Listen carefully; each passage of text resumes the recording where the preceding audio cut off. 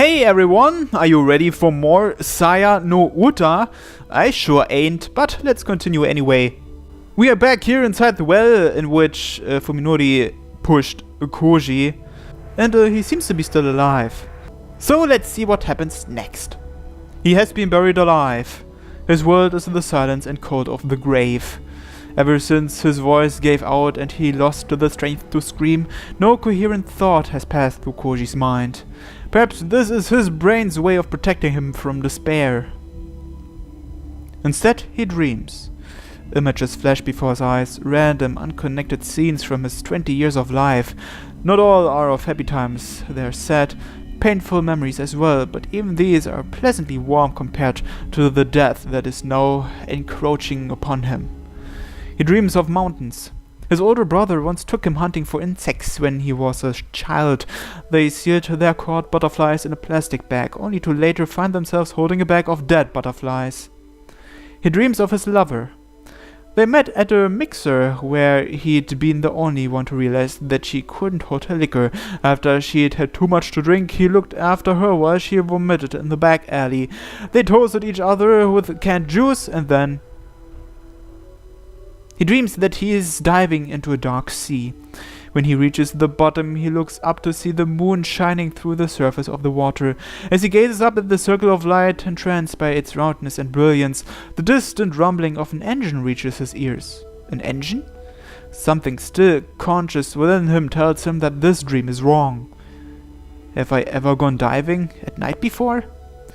The dots begin to connect in his mind, forming a barrier to separate his dreams from reality. What is bothering him? Of course, the sound. Sounds like the engine of a car.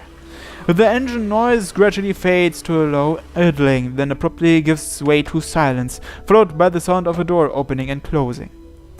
This isn't a dream. These sounds are real. Understanding comes like a sudden blow. This isn't the bottom of the sea, and that circle of light isn't the moon. It's the mouth of the well. The sun has already risen, and someone is right outside with a car. The last piece falls into place, and he becomes Tono Koji once more. Koji shouts, surprised by how easily his voice emerges. His desperation blocks out the pain of his raw throat.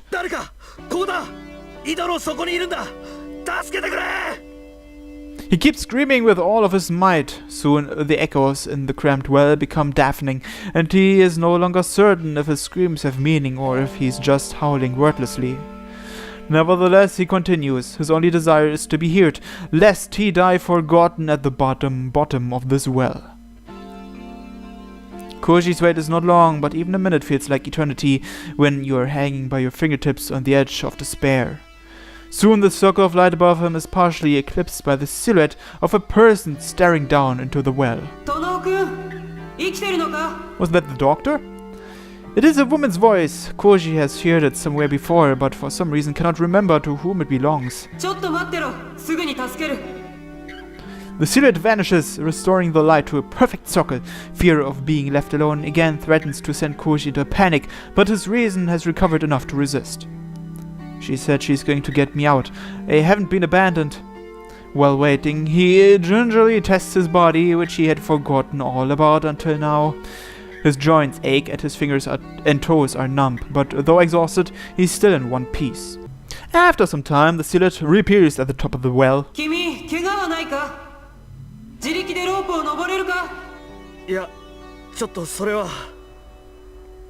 Koji lacks the confidence to attempt such a feat. His frozen fingers can barely move.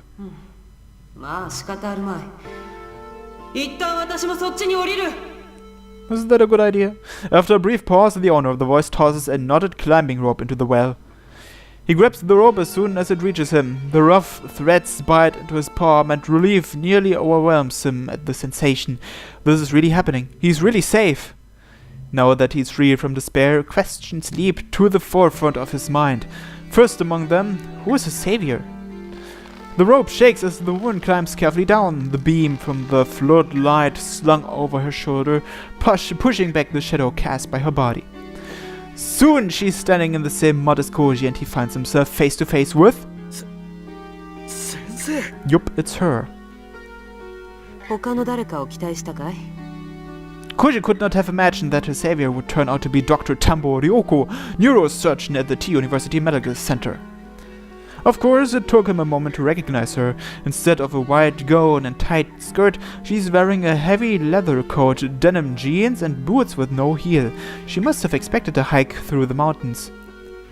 Her light is a blocky all-purpose type featuring side-mounted fluorescent runners in addition to the main floodlight, survival gear, and professional grade by the look of it.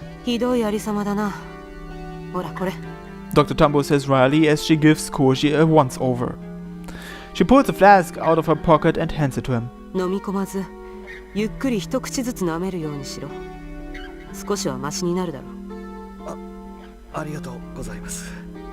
She walks around with a flask? Maybe Koji's just old-fashioned, but it doesn't seem appropriate for a young woman and a doctor at that.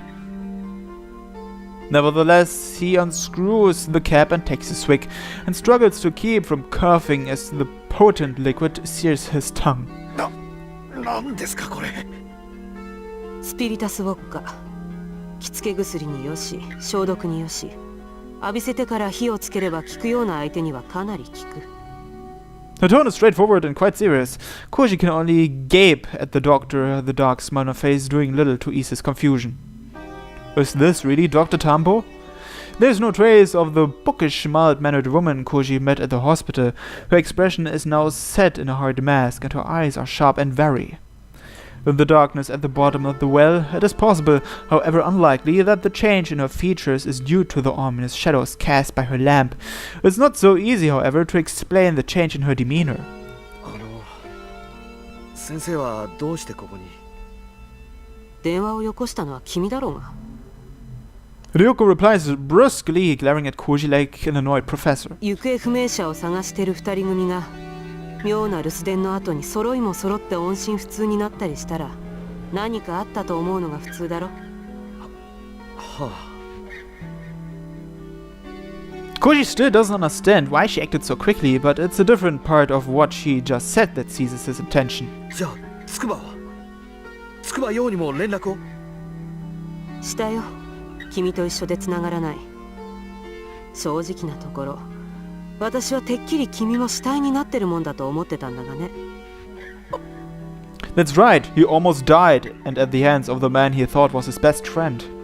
Anger and frustration well up inside of him. He can't forgive Fuminori's betrayal, nor can he forgive himself for his foolishness.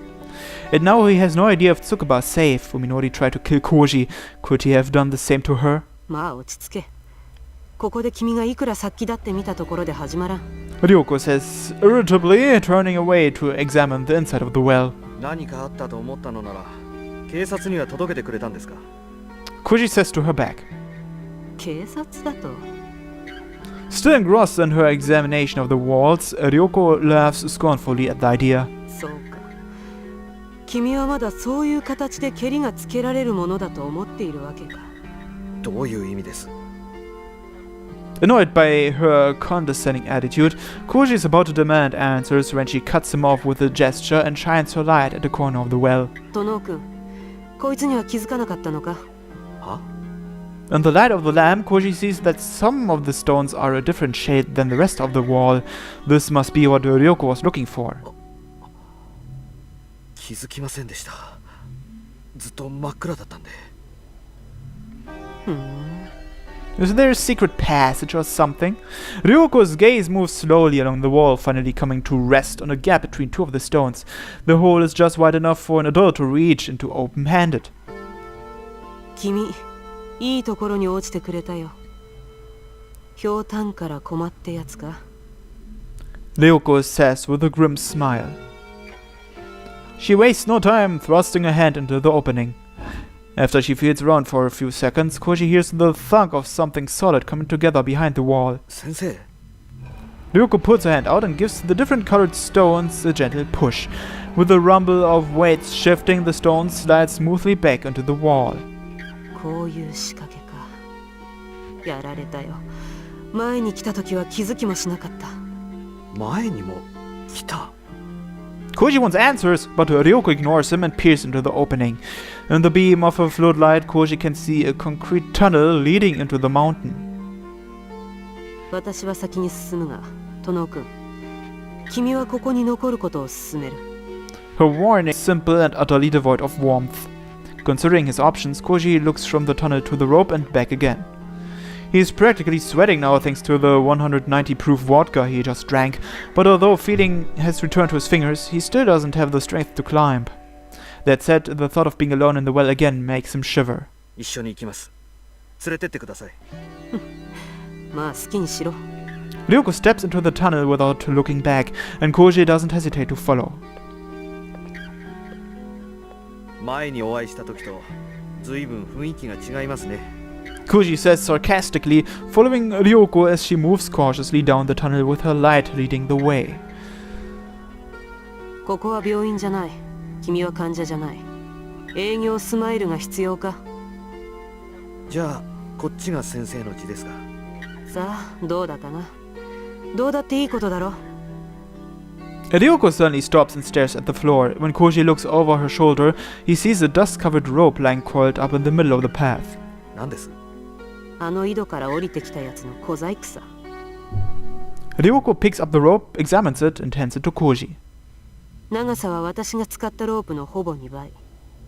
途中に結び目があって端は両方とも切断されてる。この両端がつながって輪になってたのさ。え？外のどこかにこの輪を引っ掛けて井戸の底まで伝って降りる。その後ナイフで輪を切って井戸の中に引っ張り込めば井戸の底に降りた痕跡は残らない。 Ryoko shines her light down the tunnel, revealing that it ends in a closed wooden door about 10 meters ahead. こうやってここに逃げ込んだやつは追っ手の目をくらませたのさ。やられたよ。まんまと騙された。先生、さっき前にも来たっていうのは。ああ、君や咲坂君だけじゃない。私も以前鴎外を追ってこの別荘に来た。 Ryoko says dryly. What? A shotgun? As Ryoko speaks, she opens her coat and pulls out what she had hanging underneath it. 他に出口がないとしたら、奴はまだあの扉の向こう側にいるわけだ。 At first, Koji thinks that she is holding a steel pipe. Amazed that she would be carrying a weapon, Koji looks closer and is appalled when he realizes what it really is. A gun. And not one of those sleek handguns that he's seen in the movies, but a double-barreled shotgun. The stock and barrels have been sawed down for easier concealment, enhancing its aura of brutal efficiency. 何ですかそれ？ショットガン12番口径。 Ryoko replies blandly as though naming a brand of cigarettes. 私にはこいつを持ち歩く資格なんてないし、こんな風に改造するのも銃刀法違反だ。他に質問は？そんなもの持ち出して一体どうするつもりです？ I guess killing the guy she's looking for her, which should be Dr. Ogai. Ryoko looks over her shoulder and gives Koji her most chilling smile yet. 鴎外の正体を初めて知ったとき、私はただの善良な一般市民だった。交通違反すら無縁のね。 What was he doing? The woman whom Koji believed was just a normal doctor waves her sawed-off shotgun menacingly as she continues, her tone sharp and bitter. あの時にこいつがあったなら、私は多分鴎外をきっちり殺せていただろう。そうなってれば、もしかしたら君たちがこんな災難に巻き込まれることもなかったかもしれない。その点は申し訳ないと思ってるよ。Koji listens in silence, helpless to do anything but watch as understanding moves farther and farther out of his ghetto grasp. だから、これから私がやることは一切合切。君とその友達が足を突っ込んでる泥沼なありさまを終わらせてやるための手続きだ。その辺をよく理解して、余計な口は突っ込まないこと。いいね。 Koji can only nod weakly in response. With the light in her left hand and the shotgun in her right, Ryoko walks up to the door and takes a deep breath. Then she kicks the door open, putting her full weight behind the blow. With a disappointingly feeble sound, the door breaks off of its hinges and falls into the room. Dust billows like white smoke in the beam of Ryoko's light. The room is large, at least 35 meters square. The tiled floor is set with drainage grates, and there is no mistaking the operating table sitting in the middle of the room. Cabinets full of enamelware and drugs line one side of the space, and against the opposite wall stand a writing desk and bookshelves. Even Koji can recognize that much. The mysterious objects cluttering the tables and shelves, however, are beyond his comprehension. Mirrors delicately engraved with complex patterns, grotesque statues and masks that must have been left by a race of savages, tapestries woven in nauseating arrays of color, a crystal ball the size of an infant's head. Any would fetch a hefty price at an antique store, if not for the one thing they all have in common. Every last piece is so loathsome and foul that Koji feels sick just looking at it. It's as though each was designed for the sole sinister purpose of immortalizing its creator's hatred of the world. Rare-looking books of the sort that he found in Ogai's home are piled here and there, and on one shelf are stacked some scrolls that look to be made of some kind of sheepskin or papyrus. Whatever it is, it's not paper. Finally, there are the indecipherable chalk patterns and symbols filling every available space on the walls. Even the two sliding blackboards are covered in strange, unreadable scribblings. Just looking at them is making Koji dizzy. It's almost like he performed some satanistic rituals here or something. Maybe he summoned Saya from the depths of hell with such a ritual. Who knows? Everything could be possible. 見るんじゃない。 Ryoko snaps at him. いいか、ここから動くな。絶対に何かに触ったりするな。目を引くようなものがあっても見つめたりしちゃいけない。まずいと思ったらすぐに目をそらして自分の靴を見ろ。わかった？はあ。 Ryoko switches her lights fluorescent runners on and sets it on a nearby table where it can illuminate the whole room. She then holsters her shotgun only to pull out an even more confusing set of tools, a digital camera and a can of spray paint. She gives the can in her left hand a good shake, switches the camera in her right hand on, and steps up to the blackboard while looking at the camera's side-mounted screen. After recording one set of symbols, she covers it with a thick layer of paint, then moves on to the next. 先生。レッスン1。妙な図形やラテン語の文章とかは絶対に読むな。見つめるな。機械の目で記録しておいて、後で注意深く調べればいい。 Now that she mentions it, Koji realizes that she's only looking at the screen of her camera, even then only in short glimpses and never directly at any of the drawings. He understands what she's saying, but it still doesn't make any sense. 一体どういう。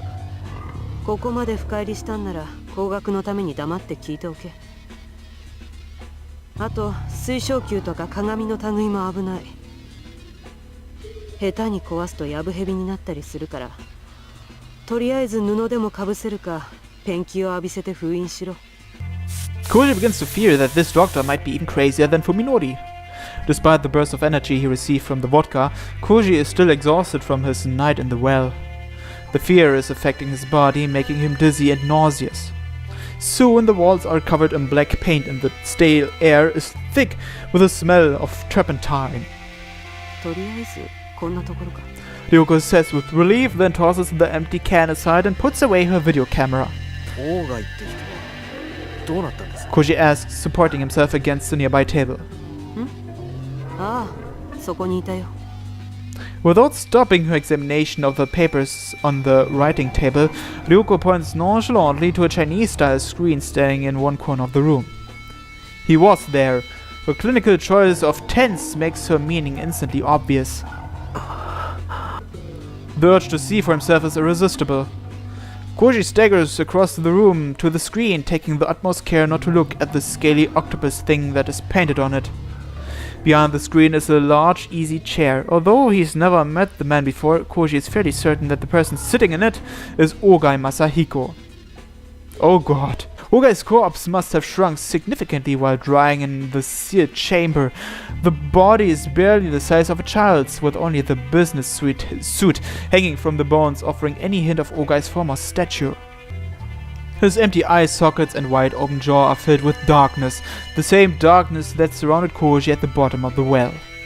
Compared to those gaping voids, the tiny hole in Ogai's right temple is almost demure. The revolver that he presumably used to kill himself is still clenched in his dangling right hand. It looks like a child's toy compared to Ryoko's shotgun.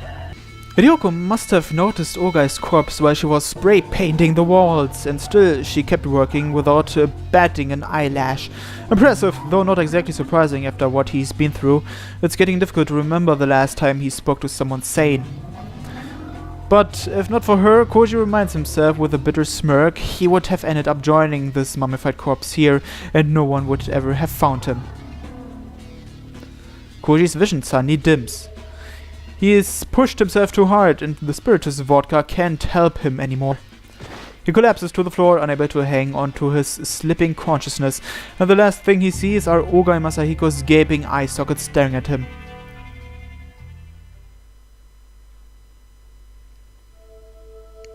When he wakes, Koji finds himself lying on something dry and soft.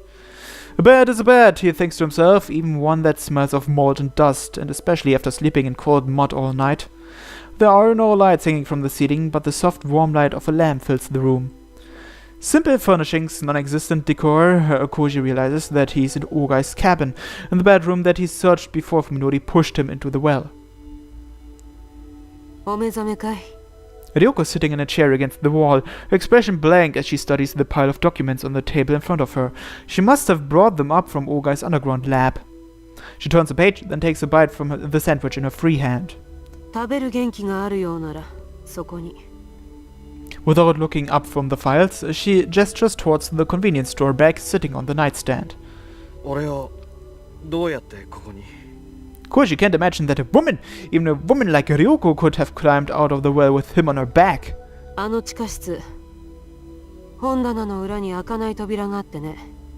Ryoko mutters, taking care not to let the explanation interfere with her reading or eating.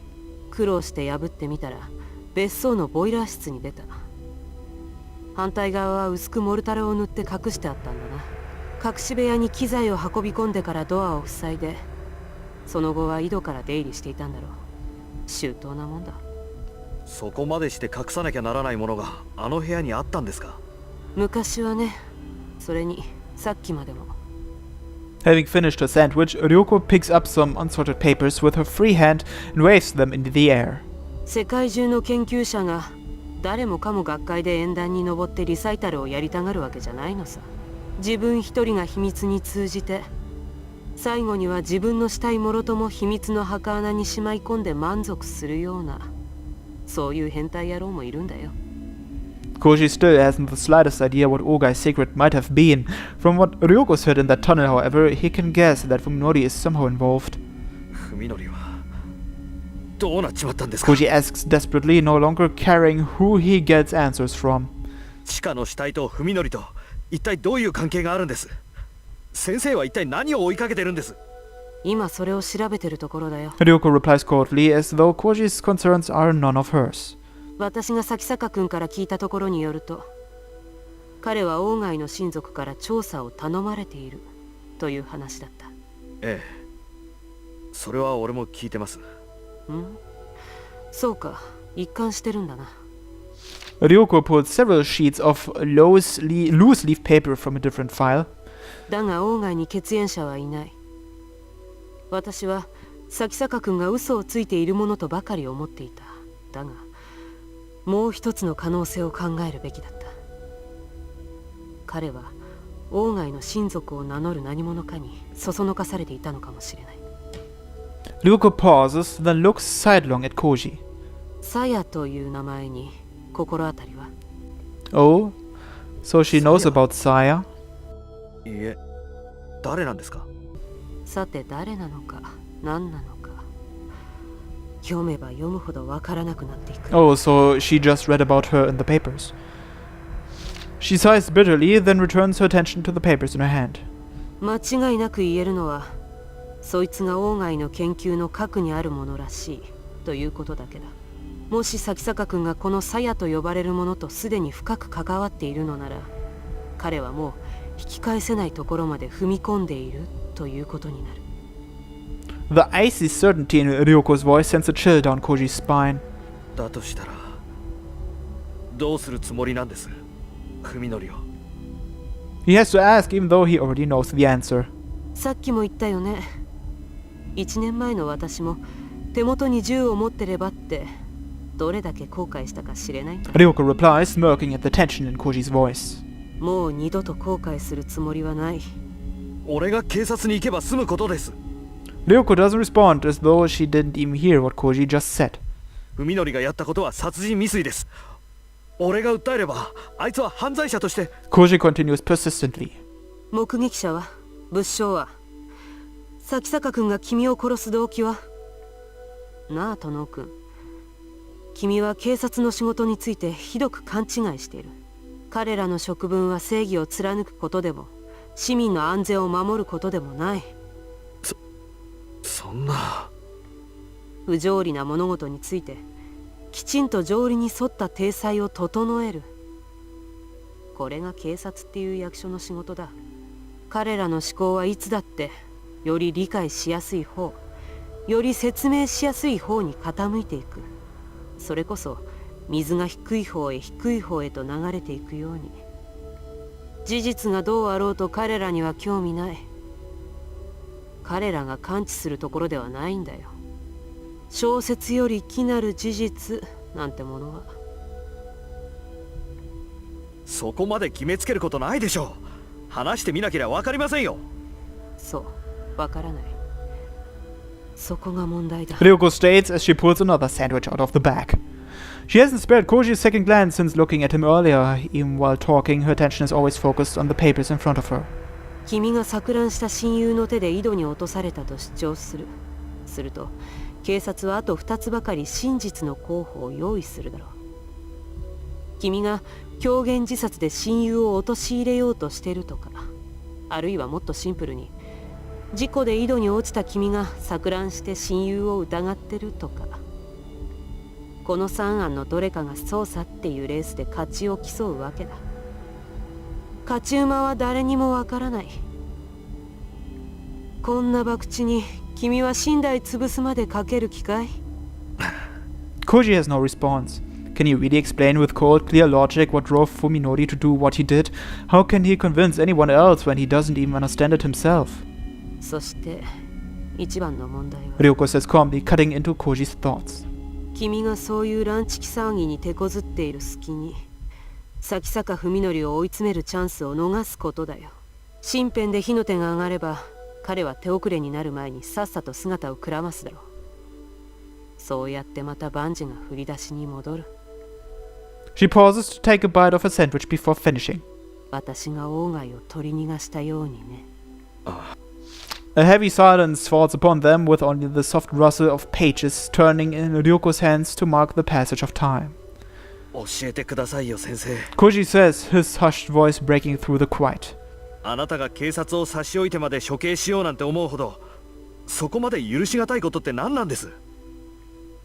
Once again, Ryoko ignores Koji's question. This time, however, Koji doesn't back down. A silent glare demands her attention as she pores through the documents before her. After some time, Ryoko rearranges the papers in her hands and sets them aside as though having come to some conclusion. She then turns her chair to face Koji for the first time since he awoke. なあ、殿君。 Her hard stare belies the calmness of her voice. 君はここいら辺で降りた方がいい。ナスカ日光の温泉でゆっくり羽を伸ばして何もかも忘れる気になってから東京に戻ってきなさい。忘れろと。 Koji feels anger rise within him. 近江は俺の恋人でした。文則は俺の親友でした。それを忘れろと。そうだ、忘れろ。これは提案じゃない。警告だ。 Ryoko replies, coolly rebuffing Koji's anger. 今まではどうであれ、これからの君の人生にその二人は一切関わりを持たないだろう。断言してもいい。じゃあ筑波は？ Koji shouts, unable to control himself. 彼女はどうなる？あの子は電話口で俺に助けを求めてた。どこかでひどい目に遭わされてたんだ。そりゃ何十時間前の話かね。私が君を助けてから何時間経ったと思う？そうでなければ井戸の中の君があと何時間持ったと思う？遅すぎるよ。彼女はとっくに死んでるだろう。誰もが君ほど幸運だなんて思わない方がいい。 Well, she isn't dead, but she probably doesn't look the same as she did before. あんたは Koji growls, unable to suppress his anger. あの井戸で俺の死体を見つけてもあんた何とも思わなかったんだろうな。そりゃ覚悟してたからね。まさか生きてるとは思わなかったよ。 Ryoko says with a shrug, unfazed by Koji's ire. It is futile to argue with this woman. Koji realizes her values are fundamentally different from his own. Nothing he can say will ever move her. Koji gets out of bed and stands on shaky legs. どのくらい俺は寝てたんです？ざっと半日ばかり。消耗した後速やかに休息が取れるってのは羨ましいね。若いうちだけだよ。 Koji looks at his watch and sees that it's 4 in the morning, which means that it was already early evening when Ryoko rescued him. He can't believe that he survived in that well for almost 2 days. Now that the gaps in his memory have been filled and his sense of time has returned, he realizes that it's already Sunday morning. Ryoko's right. A lot of time has passed since he spoke to Yo on the phone. Koji grabs a sports drink and 2 jelly snacks from the bag of food that Ryoko brought, then heads for the door. His legs are still a little unsteady, but he can compensate for that with sheer willpower. 念のため聞かせてもらうが、どこに行くつもりだい？東京へ。 Koji replies brusquely, his tone as hard as hers. つくばようはまだ間に合うかもしれない。彼女を助けに行きます。人の話を聞かないやつだね。聞く耳持たないのはお互い様でしょう。 Koji is expecting Ryoko to watch him go with that cold, mocking smile of hers. Instead, however, she sighs heavily and rests her jaw in her hands. もう少し待つ気はないか。こいつのどこかに。 She thrusts her chin at the mountain of papers in front of her. 王外が鞘と名付けたものが何だったのか、答えが隠されてるはずだ。そいつを突き止めて、ちゃんと対策を講じてから動くべきだと私は思う。 つくばが死んでると決めてかかってるあんたなら当然そう思うでしょうね。 In truth, Koji is extremely uneasy about going it alone. At the same time, however, he knows that he mustn't depend on Ryoko. She's made it clear that she doesn't care about saving lives. Teaming up with her will only make it more difficult to salvage anything out of this nightmare. 殿君。 Ryoko calls just before Koji steps out the door. 仮にも一度は殺されかかってるんだ。もう二度と殺されるな。 She picks up something from the table and casually tosses it to Koji. When Koji catches it, he feels its solid weight fill his hand. A revolver. これは Koji stares at the menacing shape of cold metal. It's a revolver, the same one that was clenched in Ogai's skeletal fist. あと4発入ってる。安全装置はない。引き金を引くだけで弾が出る。どこでどう使うかは君の判断に任せるよ。I don't know if a bullet is enough to kill Saya. If Koji were his usual cautious self, he would reject the dangerous offering. Surely no good can come from the barrel of a gun. And yet, without knowing it, Koji has already set foot into Ryoko's world, choosing instinct over reason. He accepts the small but deadly weapon and slides it into his pocket. There is no question that Koji intends to save Yo and bring Fuminori to answer for his crimes. In the back of his mind, however, he can hear the footsteps of ruin approaching.